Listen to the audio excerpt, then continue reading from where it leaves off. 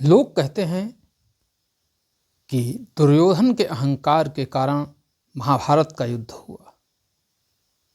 मित्रों, अहंकार सबको होता है। किसका अहंकार कितने समय के लिए होता है, यह विधाता के विधान पर निर्भर करता है। जो धर्म का मार्ग स्वीकार कर चुका होता है, ईश्वर उसके पास अहंकार बहुत लंबे समय तक रहने नहीं देता है। भगवान श्री कृष्ण के सखा अर्जुन, जो कि उनके अनन्य भक्त भी थे, उन्हें भी एक बार अभिमान हुआ, और ऐसा वैसा अभिमान नहीं हुआ। उन्होंने इस ब्रह्मांड के चिरंजीवी, जिनकी शक्ति अपार है, जो अजर अमर हैं, उनको भी नहीं पहचान सके। उनको भी चैलेंज कर दिया, और चैलेंज उन्हें ही करते तब तो चलो कोई बात नहीं थी। उनके आराध्य प्रभु श्री राम को भी चैलेंज कर दिया। अब चुनौती अगर दे रहे हो तो इसका मतलब है अभिमान है। अभिमान आया भी कैसे? उसका भी कारण था, क्योंकि अर्जुन सर्वश्रेष्ठ धनुर्धर थे। ऐसा अकेले अर्जुन ही नहीं कह रहे थे, सारे लोग कह रहे थे। उस समय के जितने भी महापुरुष थे वो सभी कह रहे थे कि अर्जुन सर्वश्रेष्ठ धनुर्धर है। अच्छा, जब हर कोई आपको कहने लगे कि आप सर्वश्रेष्ठ हैं, आपके पास बड़ी क्षमताएं हैं, आप योग्य हैं, आप ही सबसे इस धरती पर श्रेष्ठ गिने जा रहे हैं, तो स्वाभाविक है आपके अंदर अहंकार आ जाएगा। फिर हुआ क्या?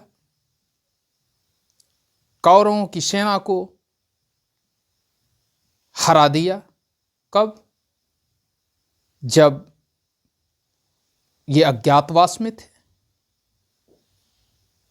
तब बृहन्नला के रूप में इन्होंने कौरवों की सेना को हरा दिया, जिसमें पितामह भीष्म, द्रोणाचार्य, कुलगुरु कृपाचार्य, अश्वत्थामा, कर्ण, दुर्योधन, दुशासन सभी सम्मिलित थे। और उस सेना को भी इन्होंने हरा दिया। जब ऐसी स्थितियां सामने आती हैं तो व्यक्ति का मनोबल बढ़ता है, उसे आत्मविश्वास होता है, और कभी कभी ये आत्मविश्वास उसके अहंकार में परिणत हो जाता है। मित्रों, इसी बीच एक और घटना घटी। घटना ये घटी कि अर्जुन के पास दिव्यास्त्र तो थे ही, और जब दिव्यास्त्र थे, ऐसे दिव्यास्त्र जो कि एक सामान्य मानव के पास नहीं हो सकते थे, यहां तक कि सामान्य देवता के पास नहीं हो सकते थे, ऐसे दिव्यास्त्र अर्जुन के पास थे, तो उन्हें अहंकार आने ही वाला था। इसी बीच अहंकार आने वाले का मतलब जानते हैं? जब आत्मविश्वास अत्यधिक बढ़ जाए। और आत्मविश्वास बढ़ता कैसे है? जब कई विजय लगातार मिलती चली जाएं। व्यक्ति ये भूल जाता है कि कभी पराजय भी मिल सकती है, और उस पराजय को भूल करके वो विजय के मद में चूर हो जाता है। ऐसे ही अर्जुन को जो अहंकार हुआ, उसका मूल कारण था कि एक भयासुर का भाई था, जिसका नाम था भयासुर था, जो अघासुर का भाई था। उसने अपने भाई का बदला लेने के लिए अर्जुन पर आक्रमण कर दिया, हमला कर दिया। अर्जुन जा रहे थे रास्ते में, और भयासुर का हमला हो गया। भयासुर ने इसलिए हमला किया था क्योंकि अर्जुन के भाई भीमसेन ने उसके भाई अघासुर का वध कर दिया था। अब भयासुर अर्जुन को मारकर अपने भाई का बदला लेना चाहता था, क्योंकि अर्जुन भीमसेन के भाई थे। जब भयासुर ने अर्जुन पर हमला किया तो अर्जुन ने कहा कि मैं तुम्हारा वध कर दूंगा, लेकिन वो भी तो दैत्य था, और जो दैत्य होता है उसको अहंकार तो स्वाभाविक ही है। जब मानव को अहंकार आ सकता है, ईश्वर के भक्त को अहंकार आ सकता है, तो दैत्य जो होते हैं, दानव होते हैं, उनकी तो प्रवृत्ति ही अहंकारी होती है, तो उनको भला अहंकार कैसे ना हो आता। उनका युद्ध आरंभ हो गया अर्जुन के साथ। अर्जुन के पास एक से बढ़कर एक दिव्यास्त्र थे। उसकी भुजाएं काट दी, उसका सर काट दिया, उसको 20 से 3 भागों में विभाजित कर दिया। अब तो अर्जुन को लगने लगा कि जब राक्षस भी उनसे नहीं जीतते हैं, जब भूलोक के कोई भी प्राणी उनके सामने टिक नहीं सकते, तो कौन है जो उनकी रास्ता को रोकेगा। और अहंकार का बीज अंकुर से कब वृक्ष बन जाता है पता नहीं चलता है। अर्जुन की भी यही स्थिति थी कि अर्जुन के अंदर जो आत्मविश्वास था वो अति आत्मविश्वास में बदला, और अति आत्मविश्वास अहंकार में परिणित हो गया। आगे बढ़ते हुए जा रहे थे अर्जुन, तो रास्ते में एक नदी पड़ती है। नदी को देखते ही अर्जुन सारथी से कहते हैं, ऐ सारथी, रथ रोको, नदी को पार करना है। और मैं अर्थात गांडीवधारी अर्जुन, दुनिया का सर्वश्रेष्ठ धनुर्धर अर्जुन, उसके लिए नदी ने रास्ता नहीं खाली किया। अरे सोचिए भाई साहब, ये अहंकार नहीं तो और क्या है। क्या किसी के लिए नदी रास्ता छोड़ती है? अर्जुन को अहंकार आया, वो नदी से कह रहे हैं कि वो रास्ता छोड़ दे। नदी उनकी बात पर कोई ध्यान नहीं देती है। अर्जुन का क्रोध बढ़ने लगता है और वह कहते हैं कि मैं 3 बाण आसमान में छोड़ूंगा, और यदि इन 3 बाणों के बीच में तुमने मेरा रास्ता नहीं छोड़ा तो मैं चौथे बाण से तुम्हें सुखा दूंगा। ज्यों ही ये बात अर्जुन कहते हैं, नदी तब तक इंतजार करती है। एक बाण आकाश में छोड़ते हैं, नदी नहीं प्रकट होती है। दूसरा बाण आकाश में छोड़ते नदी नहीं प्रकट होती है। लेकिन जब तीसरा बाण छोड़ने को तैयार होते हैं, तब नदी प्रकट हो जाती है और कहती है कि हे दुनिया के सर्वश्रेष्ठ धनुर्धर, कुंती नंदन, गुरु द्रोण के शिष्य, भगवान कृष्ण के अनन्य भक्त और सखा कौन्तेय, आप जो हट कर रहे हैं वह उचित नहीं है।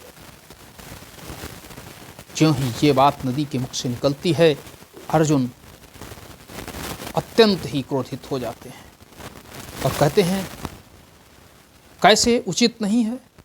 मैं दुनिया का सर्वश्रेष्ठ धनुर्धर हूँ, जो भी मेरे बीच में आता है मैं उसे नष्ट कर देता हूँ, और यदि तुमने भी मेरी आज्ञा का उल्लंघन किया तो मैं तुम्हें भी नष्ट कर दूंगा।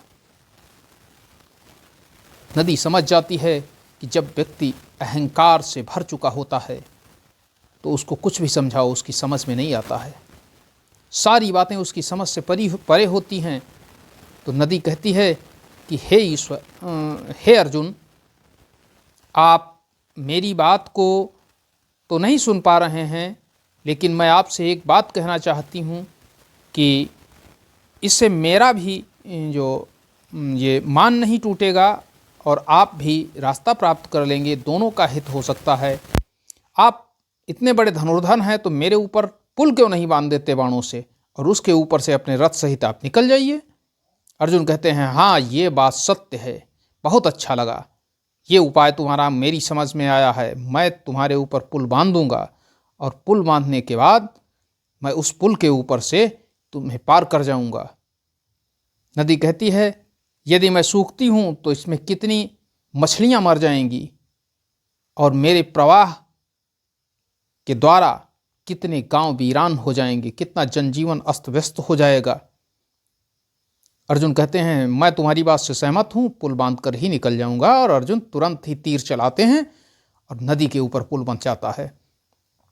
उस पुल के ऊपर से अर्जुन अपने सारथी को रथ को निकालने के लिए कहते हैं, और रथ उन तीरों से बने हुए पुल के ऊपर से निकलकर नदी पार कर लेता है।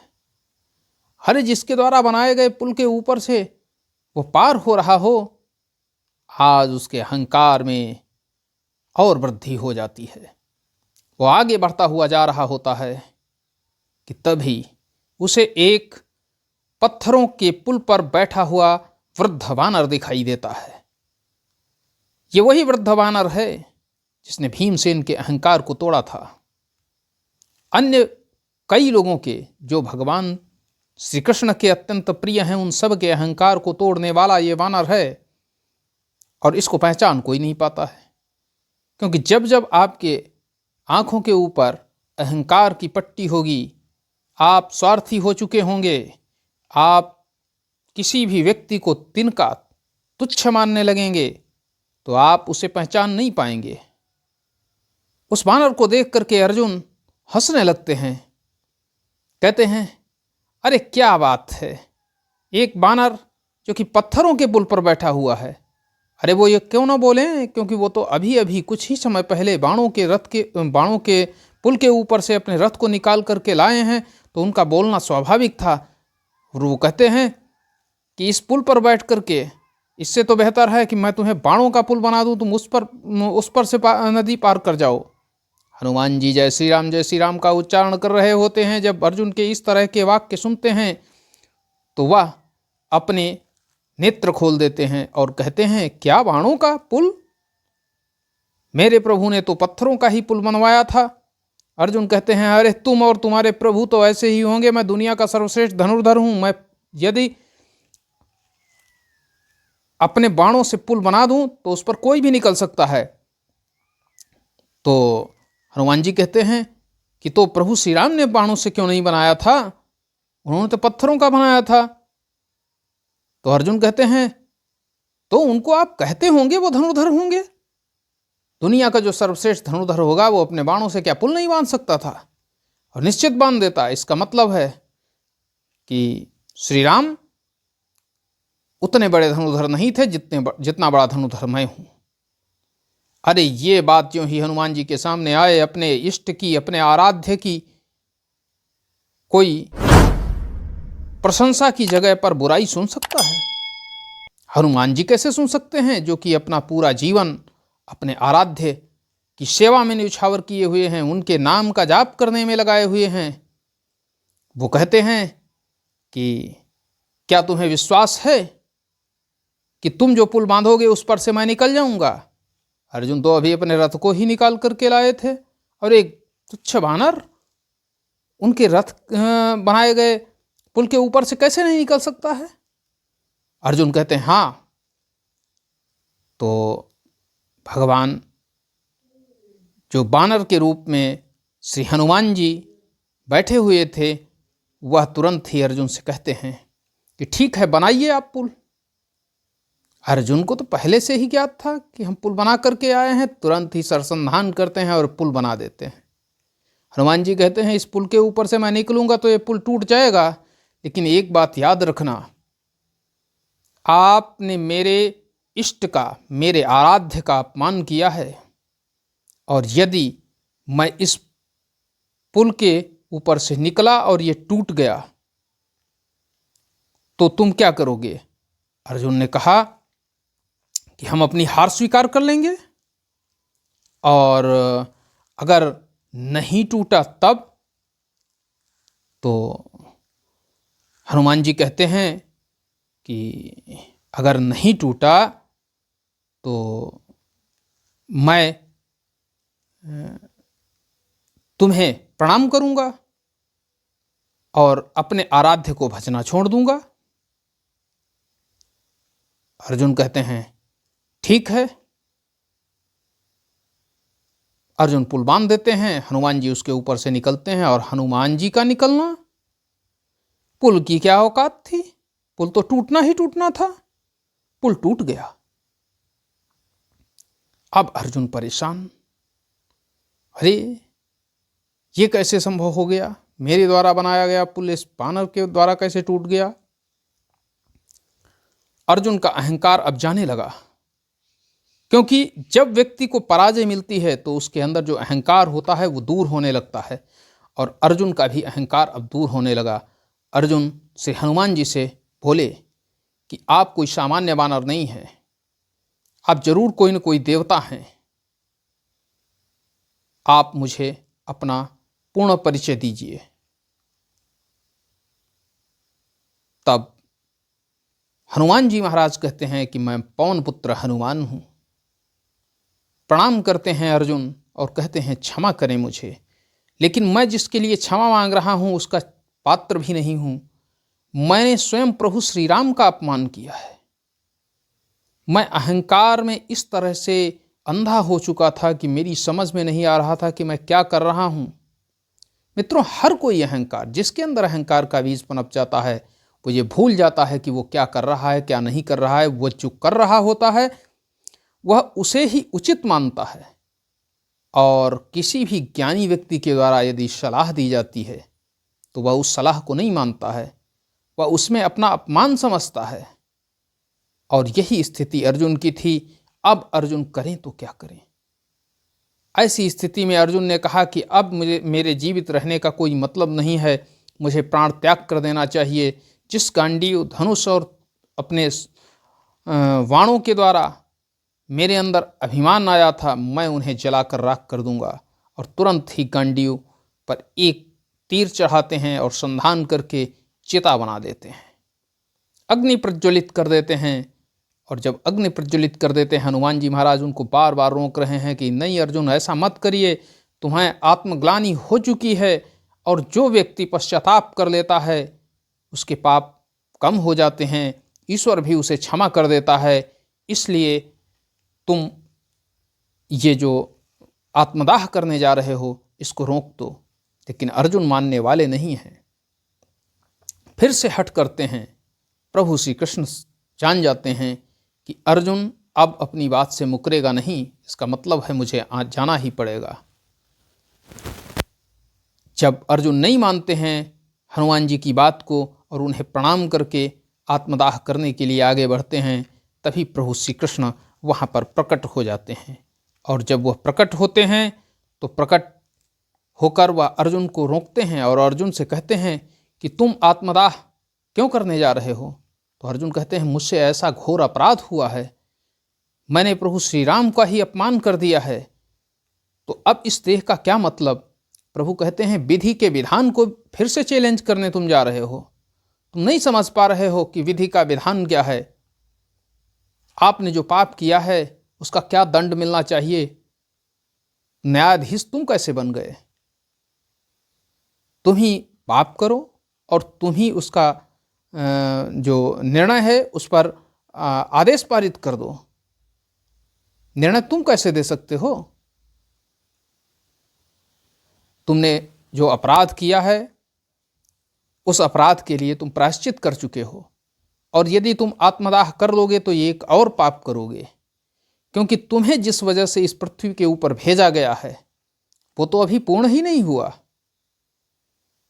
तुम इस भविष्य में होने वाली जितनी भी घटनाएं हैं, जो युद्ध होगा भविष्य में, जिसके लिए मेरा अवतार हुआ है, पापियों का संहार करने के लिए, उसके मुख्य योद्धा तुम्हें ही बनना है, माध्यम तुम्हें ही बनना है, और तुम कहते हो हम आत्मदाह कर लेंगे। हनुमान जी महाराज ने कहा कि यही तो मैं इन्हें समझा रहा था कि अहंकार हर व्यक्ति के पास आता है जिसके पास बल होता है, लेकिन जब भी कोई भी वस्तु अधिक मात्रा में हमारे पास आ जाए, जैसे कहा नहीं जाता अपरिग्रह, मतलब आवश्यकता से किसी भी ज़्यादा किसी भी वस्तु का संग्रह नहीं करना चाहिए। जब आवश्यकता से अधिक आ जाती है कोई वस्तु तो स्वाभाविक है उसका अहंकार हो जाता है। एक रूपवान व्यक्ति को रूप का अहंकार हो जाता है, रूपसी नारी को रूप का अहंकार होता है, एक बलवान व्यक्ति को बल का अहंकार होता है, एक धनवान व्यक्ति को धन का अहंकार होता है, एक सामाजिक प्रतिष्ठा प्राप्त व्यक्ति को सामाजिक प्रतिष्ठा का अहंकार होता है, एक व्यक्ति यदि खेलों में निपुण है तो उसका अहंकार होता है। हर व्यक्ति को अहंकार होता है जो जिस स्थिति में होता है, और यदि उसके अंदर उसकी क्षमता से ज़्यादा उसे मिल जाता है तो अहंकार आना स्वाभाविक हो जाता है। और अर्जुन को भी अहंकार हो गया था। प्रभु श्री कृष्ण अर्जुन को पुनः समझाते हैं और उन्हें बताते हैं कि भविष्य में क्या घटित होने वाला है, क्योंकि तुम्हारे अंश से ही ये जो कुरुवंश है इसका वंश चलना है, और यदि तुम स्वयं को समाप्त कर लोगे तो आगे क्या होगा। अर्जुन प्रभु श्री कृष्ण की बात को मान लेते हैं और प्रभु श्री कृष्ण और श्री हनुमान जी के चरणों में गिरकर क्षमा याचना करते हैं। मित्रों, तब हनुमान जी कहते हैं कि देखिए, मेरी क्षमा याचना मत करिए अर्जुन, क्योंकि ये सब मैंने नहीं किया है, ये सब प्रभु की इच्छा थी। तब अर्जुन प्रभु की ओर देखते हैं कि हे केशव, आप मुझे डांट सकते थे। जब मेरे अंदर अहंकार का अंकुर फूट रहा था तब आप मुझे डांट सकते थे, पथ प्रदर्शक बन सकते थे हमारा, लेकिन आप पथ प्रदर्शक नहीं बने। तब प्रभु श्री कृष्ण कहते हैं कि हे अर्जुन, पथ प्रदर्शक उसका बना जाता है जो अहंकार से रहित होता है। आप तो मेरे सखा हैं, मेरे अपने हैं, निकटतम संबंधी हैं, और आपको यदि अहंकार हो जाए, अहंकार मेरा भोजन है, तो यदि आपको अहंकार हो जाए तो उसे दूर तो करवाना ही करवाना। और पवन पुत्र हनुमान से बढ़कर अहंकार को दूर करने वाला और कौन हो सकता है। ये तो एक उदाहरण है जिनके अंदर अहंकार का लेश मात्र नहीं है। ये बलवानों में बलवान हैं, ये बुद्धिमानों में बुद्धिमान हैं, ये गुणवानों में गुणवान हैं, सर्वगुण संपन्न हैं, अखंड बाल ब्रह्मचारी हैं, चिरंजीवी हैं, लेकिन फिर भी इन्हें कोई अहंकार नहीं है। सीख लेनी चाहिए आपको। अर्जुन एक बार पुनः प्रभु श्री कृष्ण और श्री हनुमान जी के चरणों में प्रणाम करते हैं और उसके बाद कहते हैं, प्रभु मेरे लिए क्या आज्ञा है। तब प्रभु श्री कृष्ण कहते हैं कि हे अर्जुन, आप अपने गंतव्य की ओर प्रस्थान करें। तब हनुमान जी महाराज भगवान से कहते हैं कि हे प्रभु, मुझे एक बार रामावतार के दर्शन करा दीजिए। तब प्रभु श्री कृष्ण प्रभु श्री राम के रूप में दर्शन देते हैं हनुमान जी को, और हनुमान जी उनको प्रणाम करते हैं। प्रभु कहते हैं कि हे हनुमान, अभी तुम्हारा कार्य समाप्त नहीं हुआ है, अभी तुम्हें और कार्य करने हैं, इसलिए मेरे जाने के बाद तुम मेरी पुष्प वाटिका में आ जाओ। मित्रों, क्या होता है, क्यों प्रभु ने पुष्प वाटिका में हनुमान जी को बुलाया है, ये हम आगे आपको बताएंगे। लेकिन आज के लिए बस इतना ही। मिलते हैं अगले दिन एक नई वीडियो के साथ, एक नई कहानी के साथ। तब तक के लिए जय हिंद, जय भारत। मित्रों, वीडियो को लाइक करें, चैनल को सब्सक्राइब करें और शेयर करें। धन्यवाद। नमस्कार मित्रों।